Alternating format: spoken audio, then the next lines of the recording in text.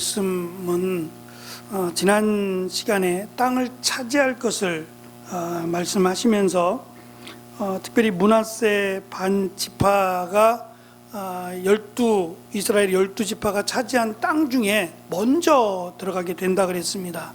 먼저 자리를 잡자 그들은 이제 우리는 땅을 차지했으니 다른 지파들이 땅을 차지하는 것에 대해서 무관심하면 안 된다라는 의미에서 육축과 자녀들, 처자와 육축은 그대로 두고 너희는 가서 싸우라고 여호수아가 명령을 했고, 오늘 말씀해 보면 그 말씀대로 다 지켜 행하였더라라고 기록을 합니다. 아직 우리는 신명기서의 말씀을 살펴보지 못했고요. 또 민수기서의 말씀도 끝나지 않았기 때문에 그 중간에 후반부 쪽에 무슨 일이 있었는가에 대해서 사뭇 궁금할 수도 있습니다. 모세라고 하는, 물론 참 우여곡절이 많았습니다. 하지만 그럼에도 불구하고 하나님이 모세를 통해서 일하셨고, 그 모세를 통해서 지금 약속의 땅 앞에까지 왔습니다. 그리고 모세는 이스라엘 백성들을 떠나서 하나님이 데려가셨고, 이제 여호수아를 통해서 약속의 땅에 들어가게 됩니다.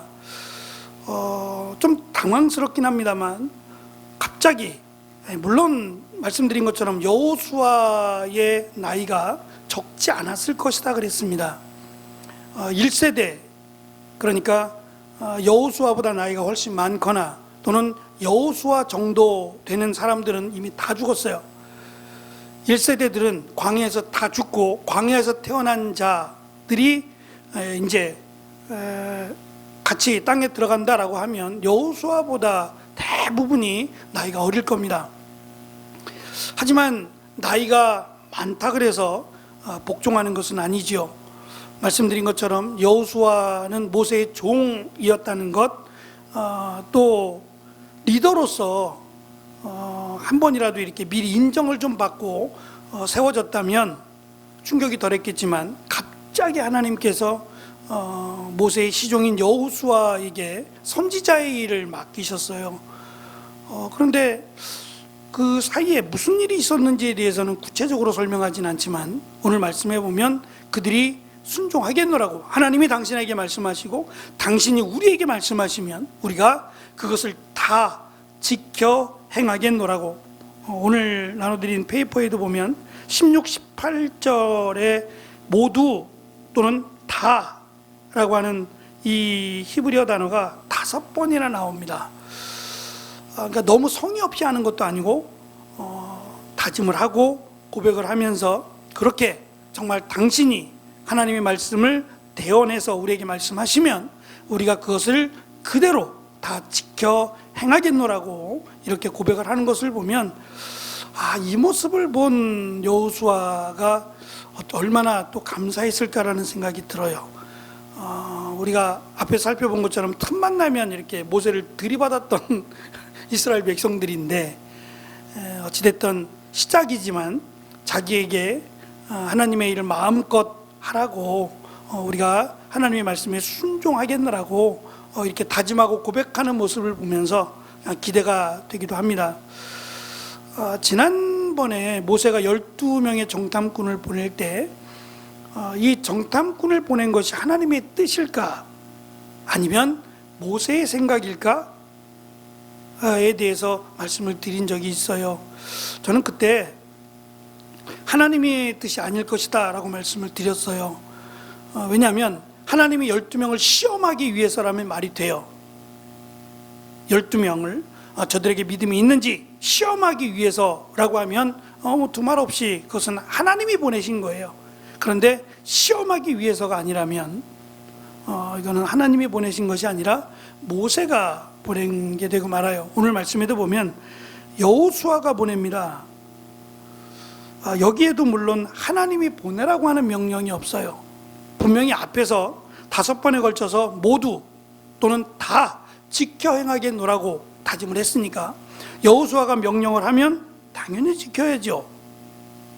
그런데 이 명령이 하나님이 당신에게 명령을 하고 당신이 우리에게 명령하면 이라고 하는 전제가 있었기 때문에 하나님이 여호수아에게 2명의 정탐꾼을 보내라고 명령을 했을까? 왜냐하면 사실 지금 이스라엘 백성들의 입장에서는 아무것도 준비되어 있지 않아요. 지금 전쟁을 해야 되는데 전쟁을 할 준비가 아무것도 안 돼 있어요. 지금 여기까지 온 것도 그냥 걸어온 거지 전략이라든지 이런 작전 이런 게 아무것도 없어요. 무기수차 없는 사람들이에요. 근데 그들에게 여리고라고 하는 큰 성을, 아주 견고한 성을 차지한 그 땅을 정탐하라는 것이 득이 되겠냐 말이에요. 응? 어느 정도 게임이 될 만해야 정탐도 하고 작전도 짜고 하는 거지. 이건 뭐 오히려 정탐을 하는 것이 도움이 안 될 가능성이 훨씬 많아요. 그러면 이걸 어떻게 이해를 해야 될까? 제가 오늘 페이퍼에다가 지난번에도 한번 말씀을 드렸는데, 예를 들면 믿음이 약한 자들에게 믿음이 강한 것까지는 기대하지 않으세요.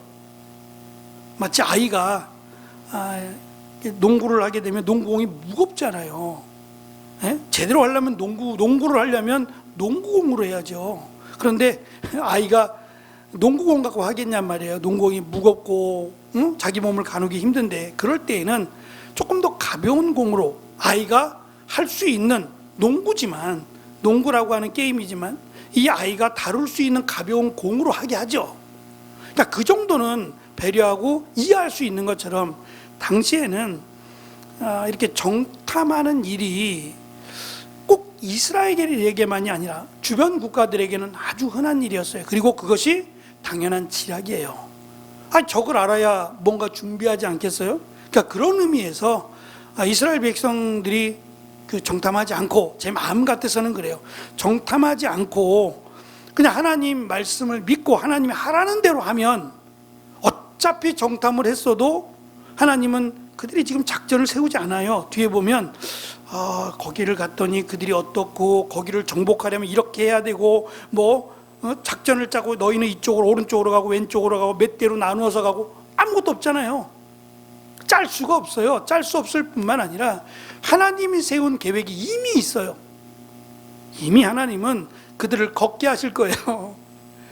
걷게 하실 거예요. 이런 생각을 했겠냐 말이에요. 이스라엘 백성들이 여리고성을 정복하는 것이 걸을 거다, 걸어서 여리고성을 정복할 거다, 그런 생각 했겠냐 말이에요. 꿈에도 생각하지 못했어요. 그러니까 차라리 정탐꾼을 보내지 말고 하나님께 맡겼더라면 하는 아쉬움이 남고, 또 한 가지는 지금 2장입니다만 이스라엘 백성들에게는 정말 기대하던 약속의 땅에 들어가는 거예요. 막 축제가 기다려지기도 하고, 우리는 이미 다 알고 있는 사건이지만 이들 앞에 놓여진 한 치 앞도 모르는 상황에서 약속의 땅이라고 하는 것이 주어진다고 한번 생각해 보세요. 얼마나 기쁘겠어요? 이건 정말 하나님의 능력과 은혜가 아니면 할 수 없어요. 그런데 이 엄청난 내용을 지금 설명해요. 40년이라고 하는 공백 기간이 있어요. 이스라엘 백성들이 훈련을 받았고, 거기서 1세대, 부모의 세대는 다 죽었고, 광야에서 태어났던 자들, 그들만 이제 들어가서 이스라엘 나라를 형성한단 말이죠. 그런데 그 하나님의 축복과 하나님의 인도하심을 받은 이스라엘이 마치 2장으로 넘어가면서 한 여인, 라합이라고 이름을 밝혔는데, 그 라합이라고 하는 직업은 기생이라고 설명을 해요. 그 집에 들어가서 이 여인의 한마디면 죽고 사는 게 결정이 돼요. 이 여인이 여기 있다고 그러면 죽는 거예요. 근데 이 여인은 나도 모르겠다고, 그들이 사라져 갔는데 성문을 닫을 때쯤 했으니까 아마 성문을 빠져나갔든지, 그렇지 않으면 어딘가에서 숨어 있을 거다라고 하는 거짓말을 해요. 저는 사실 이 부분에서 고민을 좀 했어요.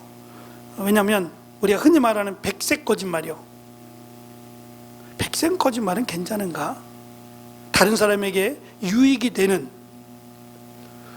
어쨌든 다음 시간에 살펴보겠지만 이 라합이라고 하는 여인의 고백, 왜 숨겨줬는지가 나오는데요.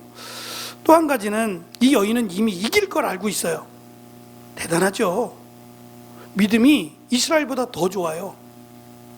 하나님을 만나본 적도 없는 여인이 소문만 들었는데 이스라엘보다 더 큰 믿음을 가지고 있어요. 참 놀라운 일이죠. 그래서 이 여인이 백색 거짓말을 했으니까 이런 건 괜찮다, 안 된다, 거짓말은 무조건 안 된다, 사실 이렇게 논하는 것 자체도 어려운 것 같아요. 저도 백색 거짓말은 괜찮습니다 라고 말하기도 어려운 것 같아요. 다만 한 가지 이 말씀을 준비하면서 마음에 와닿았던 것은, 어쩌면 하나님이 원한 건 아니에요. 하나님이 시킨 건 아니지만 이스라엘 백성들이 나름대로, 믿음이 약하니까 나름대로 정탐을 해보자 라는 생각으로 갔어요. 그거에 대해서 하나님이 꾸짖지는 않으세요. 말씀드린 것처럼 농구공으로 다루기 힘드니까 아이들이 가벼운 공으로 다룬다고 해서 그것까지 뭐라 하시면 지금 진짜 설 사람 아무도 없어요. 그러니까 그 정도는 그냥 눈 감아 두시지만, 그것으로 말미암아, 그 정탐꾼으로 말미암아 하나님은 믿음의 여인, 이 라합이라고 하는 여인의 가정을 구원하시려고 하시는구나 라고 하는 생각을 가졌어요. 그래서 하나님은 민족이 다르고 성도 다르고 또는 직업도 이렇게 대놓고 자랑할 만한 직업이 아니잖아요. 그럼에도 불구하고 이 여인이 이제 하나님을 믿고 나서 동일한 일을 계속하진 않았을 거예요. 그럴 수 없죠. 왜냐하면 이스라엘 사람과 결혼하게 되니까 당연히 더 이상 이런 일은 하지 않았겠죠. 어쨌든 하나님은 하나님을 믿는 믿음의 사람을 버리지 않는다. 어떠한 방법으로든지 하나님은 믿음의 사람을 찾으시고 그를 통해서 또 하나님이 은혜를 베푸신다라는 것도 우리는 살펴볼 수 있을 것 같습니다. 어쨌든 전반적인 내용, 또 다음 주에 이어질 라합에 대한 내용에서 우리가 조금 더 관심 있게 살펴봐야 될 내용들 몇 가지를 제가 말씀을 드렸습니다. 1페이지 밑에 단에 잠깐 보시면 밑줄을 좀 그어놨습니다.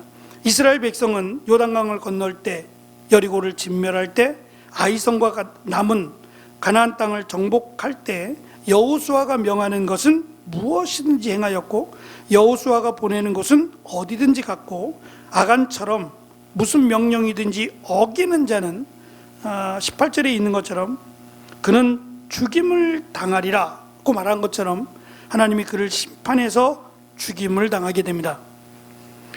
이 같은 백성들의 헌신은 여호수아서의 시작인 1장의 결론으로 매우 흡족합니다.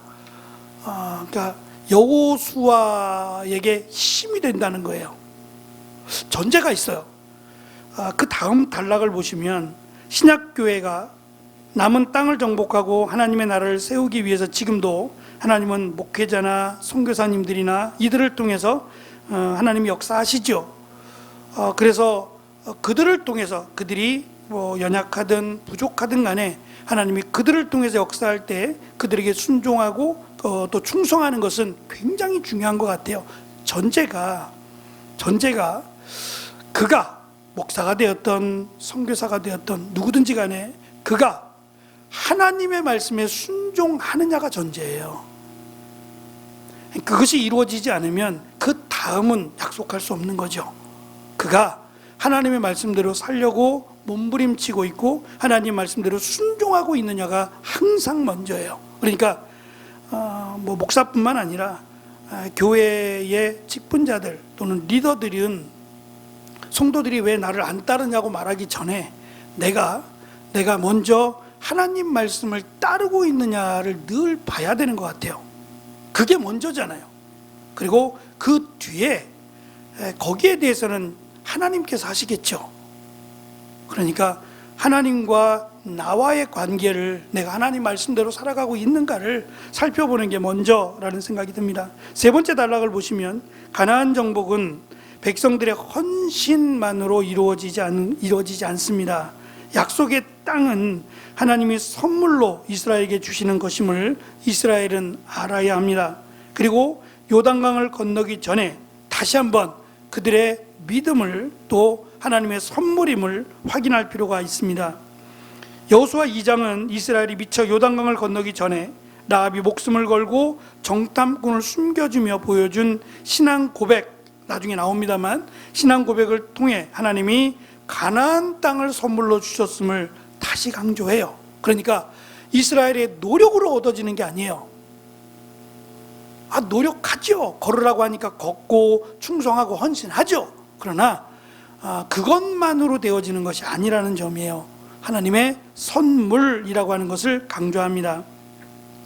여호수아는 모세가 하던 대로 정탐꾼을 보내 여리고를 정탐하게 합니다. 정탐꾼을 보낸 것을 불신앙으로 보아야 할까? 말씀드린 그 내용입니다. 당시 전쟁에 임하기 전에 정탐하는 행동은 전쟁의 기본 수칙이었어요. 오늘 말씀에 2절에 보시면 2장 2절입니다. 호기라고 돼 있죠. 어떤 이라는 거예요. 어떤 이가 이걸 봤어요. 자기와 다른 이스라엘 사람 두 사람이 우리 땅으로 들어온 걸 봤어요. 그래서 저는 이걸 어떻게 봤을까? 만약에 하나님이 세운 계획이었다면요? 그렇지 않겠어요? 하나님이 세운 계획이었다면 이렇게 되겠느냐 말이에요. 그래서 하나님의 계획이 아닐 거다라는 거예요. 하나님은 이러한 방법을 원하시지 않는다. 왜냐하면 말씀드린 그들이 약자인데 강자들을 보고 힘이 생기겠어요? 오히려 역시 안 될 거야, 역시 우리는 여기까지야 라는 생각을 안 하겠냔 말이에요. 믿음에 도움이 안 돼요. 그렇지만 하나님은 오히려 이 정탐꾼 그리고 돌아가서 여호수아를 비롯한 이스라엘 백성들에게 할 말이 있어요. 우리가 이렇게 도움을 받아서 살아왔습니다. 그런데 그 라합이라고 하는 여인의 말이 자기들의 이야기인데, 자기들의 소문을 들었는데 이제 우리는 큰일 났다. 우리가 그들의 밥이다. 그들이 우리를 공격하면 우리는 끝이다 라고 말을 하더이다 라는 이야기를 들으면 얼마나 힘이 나겠느냐 말이에요. 사사기의 기드온 생각나시죠?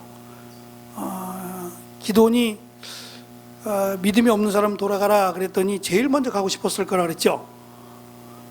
10,000명이 돌아가는데 2만 2천 명이 돌아가나요? 300명 남고 10,000명이 돌아가죠. 괜찮아요. 같이 모르니까. 그때 기드온도 저도 갈게요 라고 말하고 싶었을 거예요. 차마 못 가는 거지. 가고 싶었을 거라고요. 근데 나중에 이제 물도 제대로 마시지 못하는, 핥아먹는 거잖아요. 물도 제대로 마시지 못하는 정말 쩡쩡한 사람들만 남았어요. 이들이 무슨 전쟁을 하겠느냐라고 고민할 때에 하나님이 가서 저 미디안의 연합군들에게 가라 그러죠. 종과 함께 가서 보니까 꿈을 꿨는데, 적군이 꿈을 꿨는데 꿈 이야기 하잖아요. 보리빵이 하나가 더 와가지고 우리를 막 쳐부셨다는 둥, 자기들이 해석하고 꿈을 이야기하고 해석하고 자기들이 다 해요. 그 이야기를 들었을 때 기드온이 얼마나 힘이 났겠느냐 말이에요. 마치 그것처럼 이 믿음이 없는 지금 막 그럴듯해요. 1장만 보면 그럴듯하고, 야, 참 많이 성장했네, 이스라엘 백성들 이제는 정말 제대로네 라는 생각이 들만한데 2장에 딱 들어가면서 정탐꾼을 보내는 모습에 실망한단 말이에요. 하지만 다시 이 라합이라고 하는 여인의 그의 신앙 고백을 통해서 그들이 듣는 이야기가 하나님이 이 땅을 선물로 주셨구나, 전쟁은 하나님이 하시는구나 라고 하는 것에 대한 다시금 은혜를 받게 되는 이 일을 하나님이 또 하신다라는 생각이 들었습니다. 정탐꾼들은 보편적으로 적군의 침대에 잠입하여 도시를 정탐하고 방어시설이나 식량과 물 공급, 전투원의 숫자, 공격이나 포위 공격에 대한 일반적인 준비 태세, 그리고 가장 중요한 급수 시설에 대한 정보를 수집해야 돼요. 그런데 이들이 언제 들어갔어요? 모르죠. 모르잖아요. 근데 대낮에 들어가진 않았을 거 아니에요. 날이 밝을 때 들어가진 않았을 거라고요. 이른 새벽에 어두울 때 들어갔거나, 그렇다고 저녁에 들어갈 수는 없잖아요. 성문을 닫아버리면 어떻게 들어가요? 성문을 닫기 전에 들어갔을 거라면 낮이 아닌 새벽에 들어갔을 가능성이 훨씬 높잖아요. 근데 그들이 한 일이 뭐죠? 지금 제가 말씀드린 거예요. 제일 중요한 건 물이에요. 물만 막아버리면, 물 공급이 안 되면 치명적이거든요. 버티는 게 한계가 있죠. 그러니까 이들의 급수가 어디다부터 시작해가지고 그들의 뭐 군대의 숫자가 얼마고 그들이 어떻게 살고 있고 이중으로 된 건물이다 등등등을 보기 위해서 보낸 거예요. 근데 아무것도 못 보죠. 1절에 있는 내용은 없어요. 아무것도 없고 엿보라 하매 라고 하는 그 내용이 끝나고 그들이 가서 라합이라는 기생의 집에 들어, 이게 단 것 같이 얘기한단 말이에요. 그래서 뒤에 보시면 70인역 성경이요, 구약 히브리어를 헬라어로 번역한 70인역 성경에서는 이 정탐꾼들을 젊은이로 번역을 해요. 그래서 어떤 분들은 이 정탐꾼들이 젊어서, 젊은이기에 성적 유혹에 약하여 밤에 라합을 찾은 거다. 그리고 나중에 이제 18절 21절에 가면 붉은색 실을 매단다 그러거든요. 그러니까 이것도 붉은색이라고 하는 것이 어떤 성적인 암시를 주는 내용이다. 그러니까 정탐을 하라고 보냈더니 정탐은 안 하고 이 기생의 집에 들어갔다라고 보는 거예요. 젊으니까 이렇게 해석을 하는 거죠. 왜 그러냐면 말씀드린 대로 아무것도 한 게 없어요. 없었을까? 그렇지 않겠어요? 없었을까요? 그들이 가자마자 기생 라합의 집에 들어갔을까요? 그럴 수는 있어요. 왜냐하면 기생이라고 하는 직업이 갖고 있는 특징 가운데 많은 사람, 다양한 사람들을 만나게 되잖아요. 그러니까 정보를 쉽게 얻을 수 있고 또 다양한 그 사람들, 그러니까 지금 여리고라고 하는 이 가나안 땅에도 지금 이스라엘 백성들을 빼고 나머지 다른 나라들이 왕래하잖아요. 나머지 그 주변 국가들의 나라도 왕래하지 않겠어. 장사하는 사람들은 왕래한단 말이죠. 왕래하다가 들를 수도 있는 곳이 기생의 집이에요. 그러니까 우리 말씀에 보면 라합이라는 기생의 집에 들어가 이렇게 설명을 해요. 만약에 이들이 젊어서 기생 라합이 목적이라면 이렇게 설명이 될 거예요. 라합이라는 기생에게로 들어가 이렇게 설명이 돼요. 대부분은 기생에게로 들어가 이렇게 설명을 한단 말이에요. 이 여인이 목적이 되면 라합에게로 들어가 이렇게 된다고요, 성경이. 근데 기생이 목적이 아니라, 라합이 목적이 아니라 라합의 집이 목적이 된다면 여기서 이 여인의 집에, 이 기생 라합의 집에서 정보를 얻으려고 했을 가능성이 많아요. 근데 그것이 발각이 된 거예요. 꼼짝달싹 못하고 움직일 수 없는 상황이 되어버렸어요. 그리고 이제 이어지는 내용이 이 여인이 이 정탐꾼 두 사람을 도와주는 내용으로 연결을 합니다. 밑에 보시면 말씀드린 이들이 젊어서라고 하는, 기생을 찾았다라고 하는 주장은 설득력이 없습니다. 정탐꾼들이 다른 이들의 눈에 띄지 않고 하룻밤을 보낼 수 있는 방법은 거의 없을 거예요. 다른 이들의 눈에 띄어 위험에 처할 수 있기에 낯선 사람들도 쉽게 드나드는 창기의 집에 들어간 것으로 봅니다. 어찌된 이유인지 정탐꾼들이 여리고에 들어왔다는 정보가 여리고 왕에게 들어갔고 왕은 라합에게, 이 이야기는 결국 이 라합에 살고 있는 기생의 집이 접경에 있었다는 걸 알 수 있어요. 외곽에, 그러니까 여리고로 들어가는 그 다른 지역과 여리고의 지역에 만나는 지역, 그러니까 쉽게 들어갈 수 있는 먼 거리에 있는 곳이 아니라 접경에, 여리고 땅이라고 하는 그 접경에 있는 곳이었다라는 걸 알 수 있어요. 그래야 뭐 다른 사람들도 쉽게 왔다 가겠죠. 이런 지리적인 특성을 이용했을 것이고, 왕은 지금 이들의 설명이 뭐냐면 이스라엘 자손 사람들이 땅을 탐지하러 이리로 왔다 그랬어요.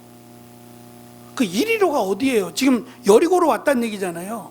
땅을 탐지하기 위해서 여리고로 왔나이다. 라고 얘기했는데 3절을 보면 라합에게 기별해요. 이상하잖아요. 아니 여리고에 라합밖에 없어요? 그 많은 사람들이 있을 것이고 그 접경에 라합의 집만 있어요? 수많은 사람들이 있을 거란 말이죠. 그런데 꼭 찍어서 라합에게 기별하여 라고 설명을 하고 찾아간단 말이에요. 기별한단 말이에요. 보내서 라합을 추궁하는 것을 보면 지금 여기저기를 다 찾아보고 라합에게도 갔을 가능성도 있고요. 또는 그들이 어느 쪽을 향해서 들어왔다는 것을 알고 라합의 집으로 찾아갔을 가능성이 있어요. 어쨌든 뭐 꼭 찍어서 여기다라고 와서 찾아온 거예요. 그러니까 이건 꼼짝없이 잡힐 수밖에 없어요. 그런데 사실 이 정탐꾼 두 사람이 한 것은 아무것도 없어요. 뭘 해야 되죠? 최소한 죽게 생겼어요. 적진에 와 있고 지금 왕이 콕 찍어서 여기 있다라고 해서 군사들을 보냈어요. 그럼 정탐꾼 두 사람은 뭐 해야 되죠? 첫째, 1번 도망간다. 2번 기도한다. 3번 모르겠다. 다시 한번 보세요. 기도하나요? 제가 아까 읽을 때는 없더라고요. 없어요. 그리고 그 주도권을 누가 갖고 있느냐 하면 기생 라합이 갖고 있어요. 그러니까 이 여인의 말 한마디로 죽고 사는 게 결정이 돼요. 아니 기생 라합은 지금 이스라엘 사람이 아니에요. 여리고에 살고 있는 사람이거든요. 그러면 만약에 이스라엘 백성들을 숨겨줬다, 그들을 도와줬다라는 것이 발각이 되면 자기만 죽는 게 아니라 온 가족이 다 죽을 수 있어요. 나라를 반역한 일이고요. 왕을 속인 일이기 때문에 굉장히 위험한 일을 했어요. 바꿔놓고 입장을 바꿔놓고 우리가 그렇게 할 수 있겠냐 말이에요. 고발하는 게 빠르지. 예? 고발하는 게 빠르죠. 바로 옆에 있는데 그렇다고 지금 자기 목에다가 자기를 죽이겠다고 협박하고 있는 것도 아니잖아요. 지금 정탐꾼 둘이 라합을 죽이겠다고 협박하고 있는 것도 아니에요. 지붕에서 숨겨진 상태로 있는 거니까 난 모르겠다 그러면서 이렇게만 신호만 해도 그걸 가지고 누가 뭐라고 하겠냔 말이에요. 만약에 그렇게 했을 때 기생 라합이 잘못됐다, 이 여인이 나쁘다, 악하다, 누가 말할 수 있겠냔 말이에요. 응? 그럼에도 불구하고 일단 이들이 기도하지 않는다. 하나님이 도와주실 것을 확신했기 때문에 기도하지 않았을까요? 분명히 하나님은 우리를 지켜주시고 우리를 다시 돌아가게 해주실 거야 라고 하는 확신과 믿음이 있어서 기도하지 않았을까요?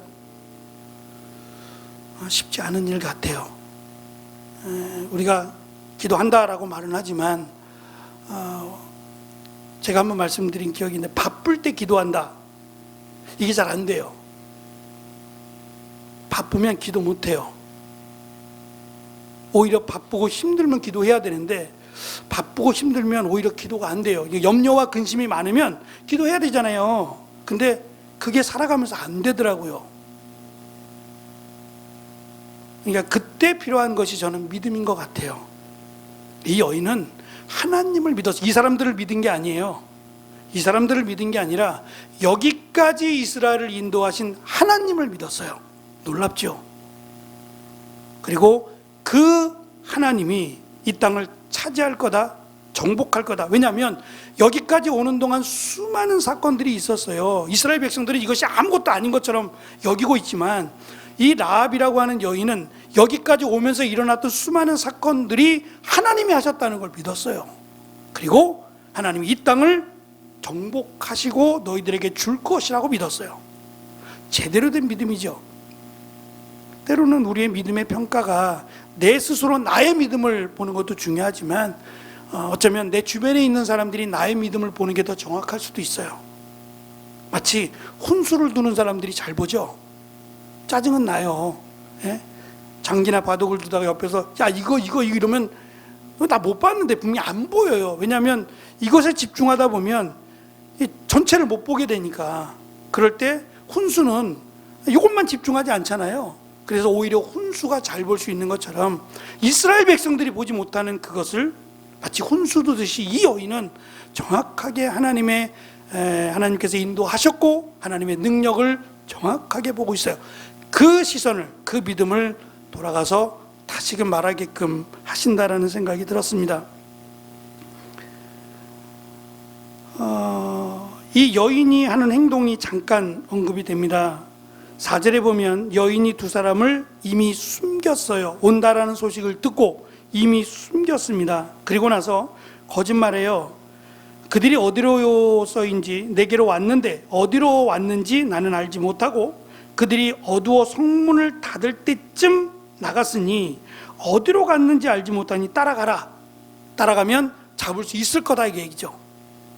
지금이라도 빨리 따라가면 잡을 수 있을 거다라는 말로 그들에게 거짓을 말합니다.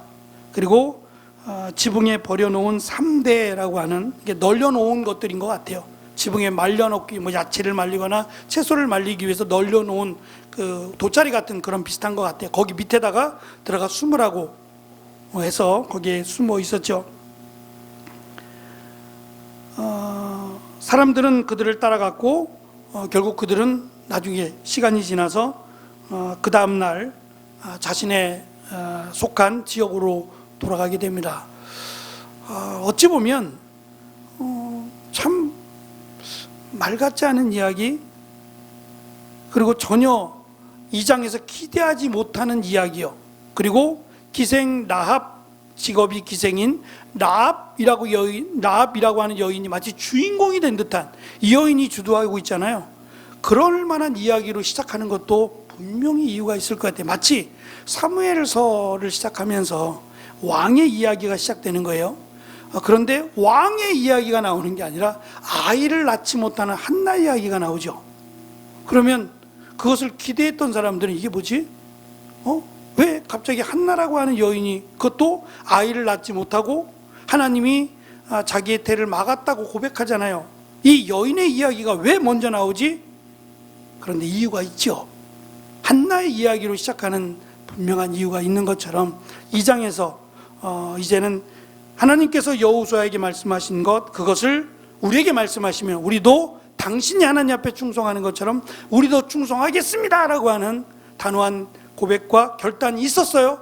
그리고 나오는 2장은 기생 라합의 이야기예요. 분명히 저는 이유가 있을 거라고 생각합니다. 이 여인의 나이나 이 여인의 외모에 대해서는 전혀 밝히고 있지 않아요. 그러니까 그게 중요한 게 아니에요. 이 여인의 믿음을 지금 이스라엘 백성들이 가져야 된다는 거예요. 이 믿음을 가지고 정복을 해야 된다라고 하는 의미에서 이 여인의 이야기를 지금 오늘은 절반만 읽었습니다만 계속해서 이 여인에 대한 이야기로 2장을 가득 채워갑니다. 분명한 이유가 있을 겁니다.